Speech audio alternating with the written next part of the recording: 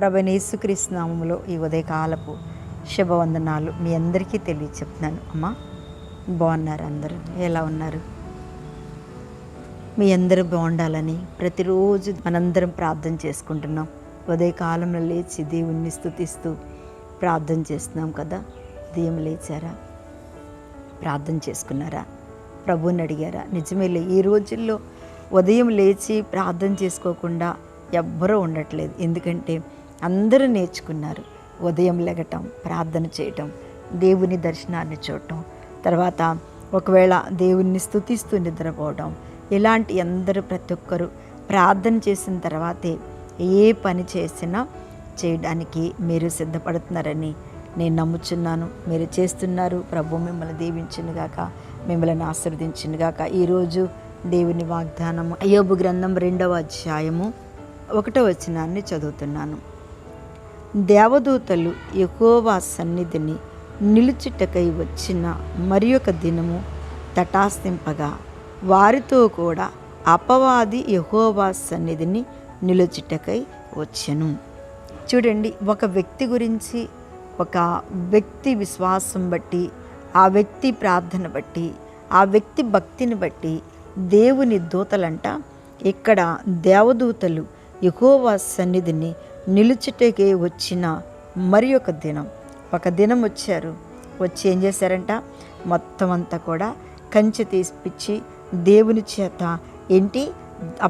దేవుని చేత ఎలా ఉంటాయో సాతాను పెట్టే శ్రమలన్నీ కూడా చూపించారు. మరి ఒక దినము వచ్చి వారితో కూడా మరి ఒక దినమున వారితో కూడా అపవాది అంట యెహోవా సన్నిధిని నిలుచుటకై వచ్చాను.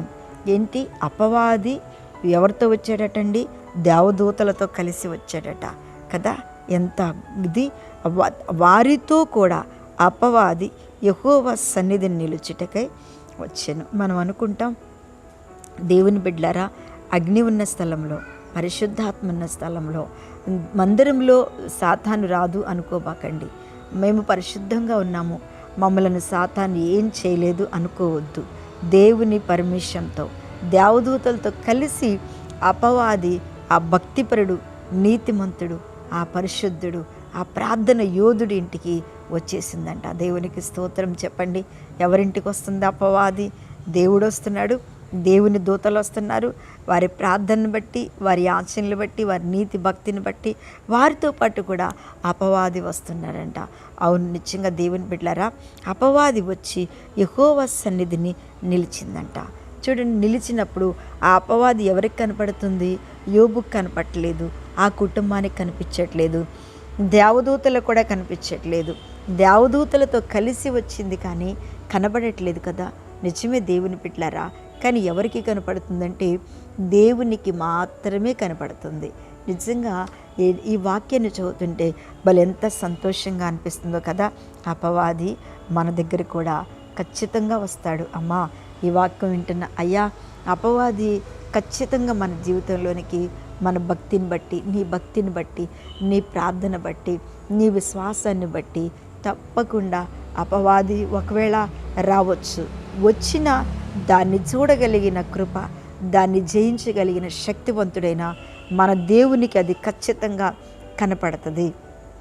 నీకు తెలియకుండా శోధించడానికి, తర్వాత నువ్వు బాధపడుతున్నప్పుడు నేను దుఃఖపరచడానికి, నేను వేదనపరచడానికి ఒకవేళ దేవుని పర్మిషన్తో వచ్చిన దేవుడు అంటున్నాడు, నువ్వెక్కడి నుంచి వచ్చావు?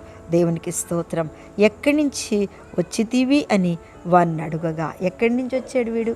చూడండి, ఎక్కడి నుంచి వస్తాడు? ఆమేన్, హల్లెలూయా. నీతిమంతుల దగ్గరికి ఖచ్చితంగా వాళ్ళు పడిపోతారా? వాళ్ళు గట్టోళ్ళ, ఒకవేళ భక్తి లేనివాళ్ళ, తర్వాత వాళ్ళు బలంగా నిలబడేవాళ్ళ, కాని వాళ్ళ అనేటువంటి పరీక్ష చేయడానికి ఖచ్చితంగా సాతానుడు ఎక్కడి నుంచి వస్తాడో తెలియదు, కానీ తప్పకుండా మన దగ్గరికి వస్తాడు. సాతాను వచ్చినప్పుడు తప్పకుండా మనకి ఏదో ఒక శోధన కలుగుతుంది కదా. ఏదో ఒక శోధన కలుగుతుంది అంటే ఖచ్చితంగా దేవుడు మనతో ఉన్నాడు. ఆమెను చెప్తామా? దేవుడు మనతో ఉన్నాడు. అపవాది చేత మనం శోధించబడుతున్నప్పుడు, అపవాది చేత మనము అది మన ఇంటికి వచ్చి మనల్ని గలిబిలి చేస్తున్నప్పుడు ప్రభు అంటున్నాడు మనతో ఉన్నాడు. దేవునికి ఆ శోధన ఖచ్చితంగా చూస్తున్నాడు కదా. మనకొచ్చే శోధన, తర్వాత మనం అనుభవిస్తున్న కష్టం, తర్వాత మనం కారుస్తున్న కన్నీరు, మనం అనుభవిస్తున్న సంతోషంలో కూడా మన దేవుడే మనకి తోడుగా ఉన్నాడు. గద్దించాడు. ఎక్కడి నుంచి వచ్చావు, ఎందుకు వచ్చావు అంటే, నీ భక్తుడైన యోబు కోసం వచ్చాను. అవును, నీ భక్తిని బట్టి నీవు ధైర్యంగా ఉంటావా లేదా? నీకొచ్చే ఈ ఆలస్యమయ్యే కార్యం కోసం నువ్వు గట్టిగా నిలబడతావా లేదా? లేకపోతే నిజంగా ఈ అద్భుతం నీ జీవితంలో జరగకపోతే నీ పరిస్థితులు ఎట్లా ఉంటాయో లేదా, నువ్వు ఉంటావా పడిపోతావా, లేకపోతే ఇదే నువ్వు గురి పట్టుకుని నిలిచి ఉంటావా అని చూడడానికి కూడా దుష్టుడైన సాతాను ఖచ్చితంగా మనల్ని పరీక్షించడానికి, ఖచ్చితంగా మనలను అది ఏంటంట గలిబిలి చేయడానికి వస్తుంది. కానీ భయపడకు, తప్పకుండా దేవుడు మనతో ఉన్నాడు. నీ దగ్గరకు వచ్చినా పర్వాలేదు, కానీ ప్రభువైన యేసు నీతో ఉన్నాడు. దేవదూతలు నీ దగ్గరికి వచ్చారు. నువ్వే గలిబిలికి భయపడకు, ఏ అనారోగ్యానికి భయపడదు, ఎటువంటి పరిస్థితులు కూడా నువ్వు భయపడకుండా ధైర్యంగా నిలబడినట్టయితే తప్పకుండా దేవుడు నీ జీవితంలో కార్యం చేస్తాడు, నిన్ను స్వస్థపరుస్తాడు. మరణం వస్తుందని భయపడుతున్నావా?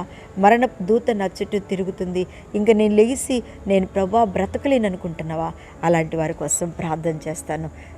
కళ్ళు మూసుకోండి. మహాపరిశుద్ధుడా, మహిమ కలిగిన తండ్రి, స్తోత్రములు.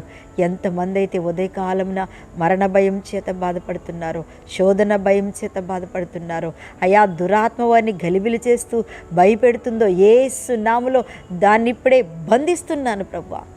దేవా, ఈ ఉదయకాలం ప్రతి ఒక్క బిడ్డ ఇంటిని దర్శించండి, ప్రతి గుమ్మాన్ని దర్శించండి ప్రభువా. వారికి నెమ్మదిని సమాధానం ఇచ్చి మీరు వారితో ఉండి నాయన అయ్యా ప్రతి అవసరతలు తీర్చి, అనారోగ్యం నుంచి విడిపించి, సమస్యల నుంచి విడిపించి, శోధన నుంచి విడిపించి, వారికి జరగబోతున్న కార్యము నిమిత్తం నిరీక్షణకు తగిన ప్రతిఫలం ఇచ్చి దీవించమని యేసు నామమున అడుగుచున్నాను తండ్రి. ఆమేన్, ఆమేన్. ప్రైజ్ లార్డ్ అమ్మా. దేవుడు తప్పకుండా మీకు తోడుగా ఉంటాడు, మీ కార్యం నెరవేరుస్తాడు.